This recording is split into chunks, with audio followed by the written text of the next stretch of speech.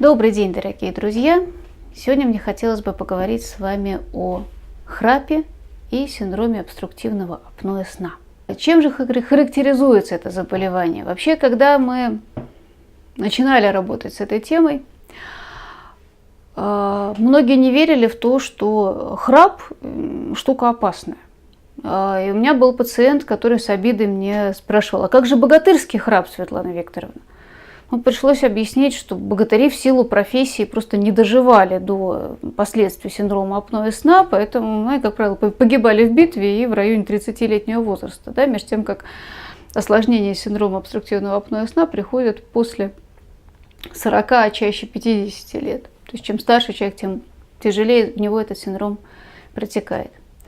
Синдром апноэ характеризуется храпом, периодическим падением верхних дыхательных путей, то есть когда человек засыпает, мускулатура его глотки расслабляется, как и все мышцы. Наверняка видели на других спящих, либо на детях, да, когда человек спит, он мягкий, он полностью расслаблен, мускулатура у него в полном покое, соответственно, провисает мягкое небо, западает немножко назад язык, особенно если человек лежит на спине, либо слегка запрокинув голову.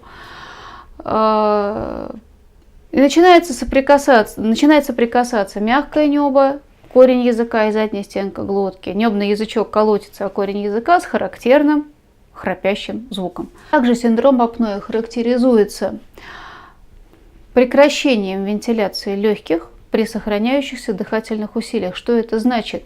Воздух не идет, а между тем человек пытается вдохнуть. Снижается сатурация, то есть насыщение крови кислородом во время остановок дыхания, это закономерно, кислород просто не поступает. Также синдром характеризуется фрагментацией сна, поскольку при каждой остановке дыхания человеку нужно проснуться, чтобы включить свою мускулатуру и сделать вдох. Пробуждения эти, как правило, не запоминаются, они называются микропробуждения, длятся 3-4 секунды, сознание не успевает включиться, то есть заснул, захрапел, остановил дыхание, вышел из неглубокого сна фактически в пробуждении, снова ушел в неглубокий сон, и вот так всю ночь. Соответственно, в глубокий сон человек уйти вовсе не успевает, и, соответственно, не высыпается и развивается тяжелейшая дневная сонливость. Отнюдь не редкий синдром, хотя и в силу своей безболезненности долгое время незамечаемый. Да? Мы знаем, что у нас есть храпящая бабушка, храпящий родственник, а если вот этот гость к нам приезжает, то мы не знаем, куда деваться, потому что он храпит, как дизель-генератор. Но это считается неприятной особенностью, а некоторые считают это дурной привычкой. Между тем, как это настоящее заболевание, которое требует лечения.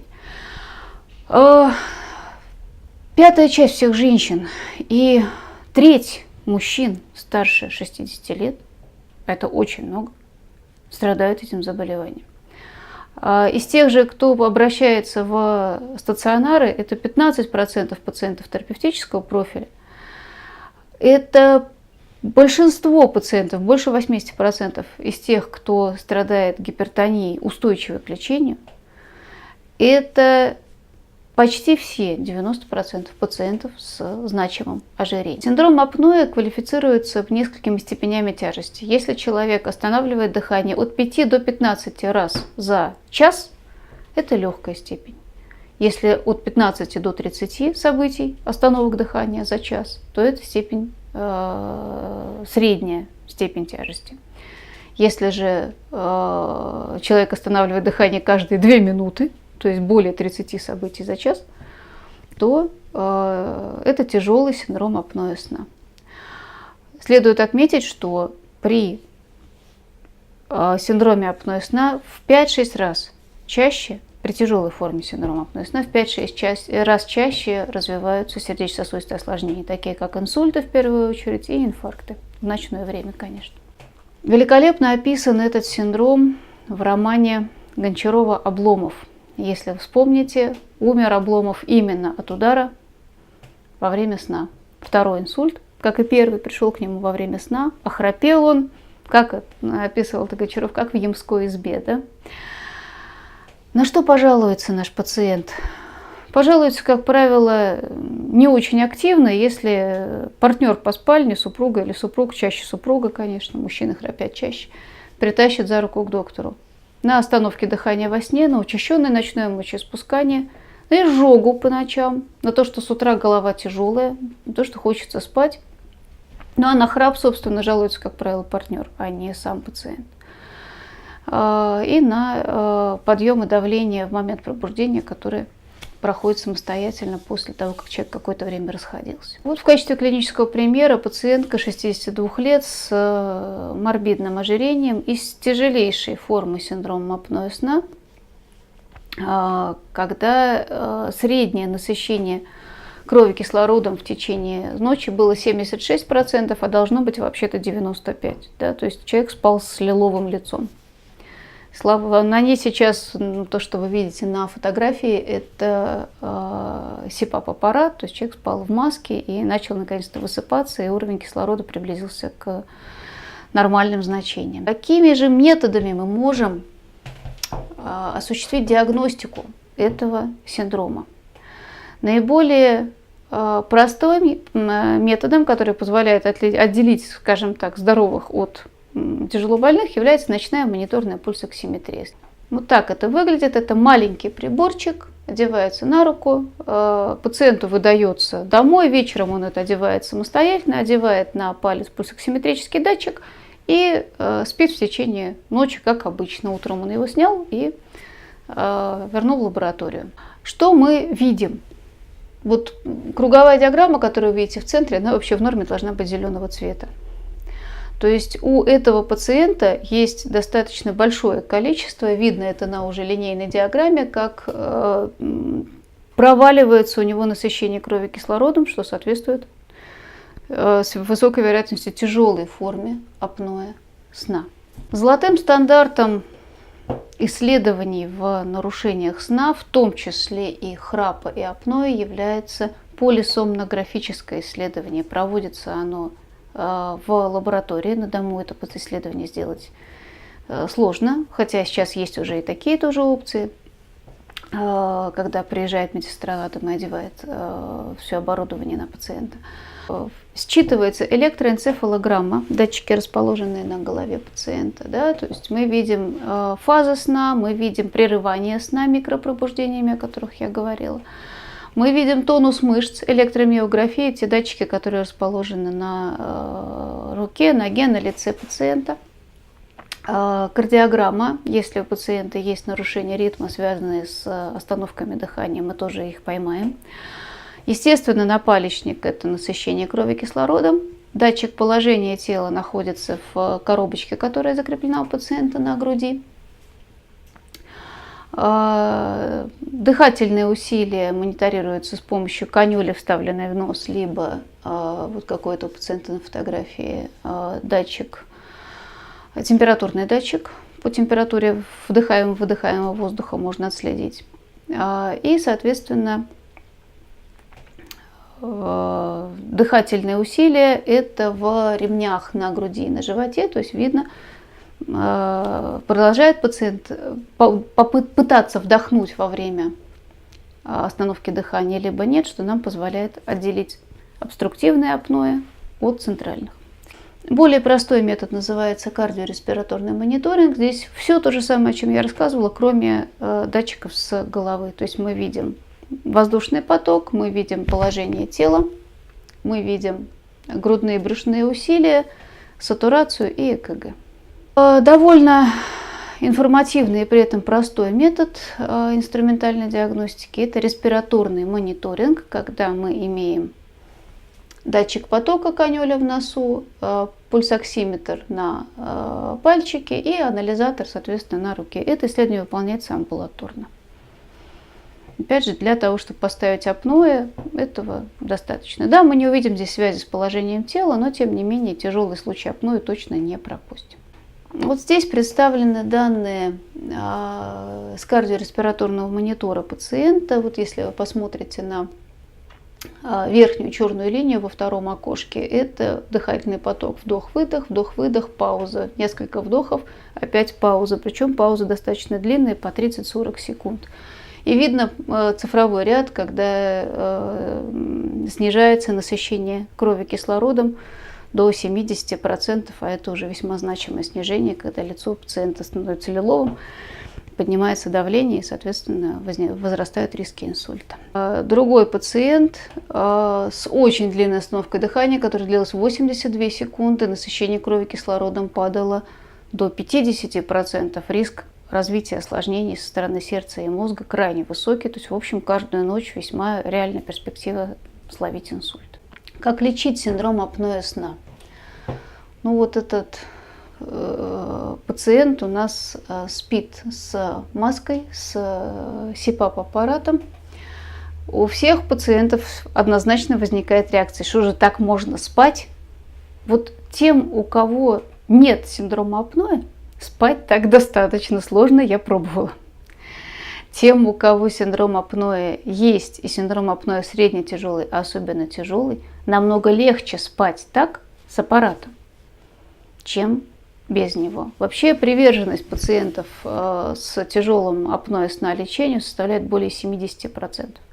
То есть как только человек понимает, что ощущает, даже не понимает, а ощущает эффект от терапии, когда он начинает высыпаться, когда он начинает чувствовать днем себя бодрым и не засыпает за рулем, когда у него нормализуется давление, начинает уходить вес, ему уже не нужно уговаривать пользоваться маской, ему действительно становится хорошо, он сам с огромным удовольствием ею пользуется. А то, что он так выглядит, его, в общем, нисколько не смущает. Ну, а легкие степени синдрома апноэ просто не лечится СИПАПом, нет смысла мучить пациента и мучиться доктору. А в чем, собственно, механизм действия, да, и механизм апноэ и принцип действия СИПАП-терапии? На второй картиночке видно, вот если мы представим, что этот человек находится не вертикально, а горизонтально, как сужаются его дыхательные пути во время сна. И вот на третьей картинке пациент в маске, где накачиваемый воздух создает постоянное положительное давление в его дыхательных путях. Они просто не спадаются, а расправляются. И воздух идет беспрепятственно в легкие. Вот пациент, первая ночь СИПАП-терапии, тоже задававший вопрос, а как же можно спать с этим аппаратом. Первую ночь СИПАП-терапии он проспал более 8 часов, первый раз за несколько лет. И видно на графике, вот синяя линия, да, где в красных квадратиках видно. Он переставал дышать, но аппарат дышал за него, и в результате пациент ни разу за ночь не проснулся, а утром проснулся выспавшимся, с очень непривычными для себя ощущениями, без тяжести в голове, ни разу не вставал в туалет. И вот как раз тот случай, когда уговаривать пациента, что ему в дальнейшем эта терапия нужна, просто не пришлось. Если мы говорим о легком апноэ, то что остается с таким пациентом? Вроде бы нет особого риска умереть от инсульта, да, после исследования мы это выявляем, но тем не менее храп есть, дискомфорт какой-то есть. Что можно сделать? Можно пользоваться фармакологическими средствами, которые смягчают слизистую носа. Их достаточно много сейчас на рынке производится. Можно использовать наклейки, которые клеятся на спинку носа, типа пластыря с ребром жесткости, который приподнимает крылья носа, облегчает носовое дыхание. Подбирать их, конечно, должен врач, потому что анатомия у каждого своя. Одному нужен размер маленький, другому большой. Электромеханические подбуживающие устройства, принцип их действия основывался на том, что как только пациент останавливает дыхание, закрепленный на руке браслет начинает сильно вибрировать, пациент просыпается. Ну, конечно, это не позволяло пациенту умереть от инсульта, но, тем не менее, нарушало его сон нисколько не лучше, чем само апноэ. Поэтому сонливость и все прочие сомнительные радости синдрома при этом оставались. Поэтому сейчас их практически не используют. Реконструктивная операция носоглотки. Многие пациенты, чувствуя, что что-то не так именно в этом месте, идут к лору. И в части случаев действительно получают очень хороший эффект. В чем здесь подводные камни? В том, что у пациентов с ожирением реконструктивные операции на носоглотке обладают достаточно низкой эффективностью. Эффективность не больше 30%. Поэтому если все-таки тучному человеку выбирается этот способ лечения, то его Перед тем, как взять человека на операцию, нужно обязательно выполнить видеоэндоскопию во время сна пациента, то есть под коротким медикаментозным наркозом. Эндоскоп смотрит, в каком месте, собственно говоря, пациент смыкает слизистую. То есть если это уровень носа или верхнего отдела глотки, еще можно что-то сделать ножом. Но если он смыкает, у него просто узкая глотка над голосовыми связками, там ножом ничего не сделаешь, а пациент понапрасну намучается. Плюс послеоперационный отек у пациента с уже имеющимся достаточно серьезным синдромом апноэ сна, вещь тоже достаточно опасная. Поэтому все-таки это больше для худых, хирургия храпа, это больше для худых пациентов. Это для детей. Если храпит ребенок, то это в 90% случаев это аденоиды, которые удаляются, и ребенок избавляется от синдрома апноэ сна. Ну и, конечно, если у человека тяжелый хронический тонзиллит, и там мы смотрим горло, там миндалины соприкасаются между собой, конечно, мы удаляем миндалины, он начинает дышать. Да? То есть в каждом случае решается этот вопрос очень индивидуально. Вследствие чего все-таки перед тем, как зайти к лору, надо зайти к сомнологу, конечно. СИПАП-терапия, о которой я рассказывала, метод хороший, но как все лечение храпа сопряжен с определенными неудобствами. Поэтому, опять же, очень четко подбирается по показаниям. Одному показан СИПАП, другому показана лор-хирургия, третьему не показано ни то, ни другое, потому что если у человека маленькая нижняя челюсть и анатомически узкая глотка, то ему ни лор-хирургия, увы, ни СИПАП, как правило, эффективно не помогают. СИПАП несколько лучше в этом случае, чем лор-хирургия. Для таких пациентов лучше работают внутриротовые аппликаторы. Те, что выдвигают челюсть немножко вперед во время сна, не дают ей западать. Спасибо за внимание. Всего вам доброго.